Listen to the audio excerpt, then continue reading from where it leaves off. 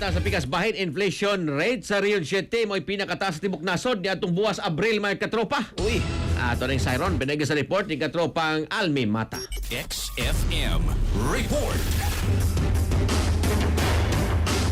Yes, misa ka nga to sa 10.8% ang inflation rate sa Central Visayas niadtong Abril nga mao'y pinakataas sa tibok Pilipinas sumala sa Philippine Statistics Authority ug halos doble sa national average nga 5.5%. Matod sa PSA, ang kusog nga pagsaka sa presyo gidusod sa pagtaas sa gasto sa transportasyon ug logistics, ilabi na sa epekto sa mas taas nga presyo sa gasolina ug diesel. Ang inflation sa pagkaon mikabat sa 14.5% ug ilimnon miabot og 10.1%, samtang ang transport sector naka-record og 22.5% nga annual increase gikan sa 8.2% sa miaging buwan. Apil sa pagsaka sa presyo sa tubig, kuryente, gas ug uban pang utilities nga misaka ngadto sa 6% gikan sa 4.2%.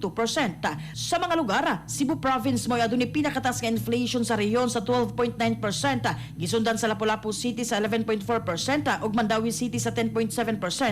Ang Cebu City nga Regional Economic Hub nakarehistro og 9.4% inflation. Matod sa PSA, ang inflation sa rehiyon padayon nga mi-accelerate sulod sa miaging nga unong kabulan nga nagpasabot sa padayon nga pagsaka sa presyo sa mga batakang palaliton sama sa pagkaon, gasolina ug serbisyo sa panglawas. Mga katropa, alang sa pagpahimsok sa panlawas, inumog Santhona Plus Gold. Alang sa naghiusang Pilipino para sa Pilipinas, kininyong katropa Almi Mata, XFM News. XFM. Santhone Plus Gold, mapalit sa mga butika sa inyong lugar.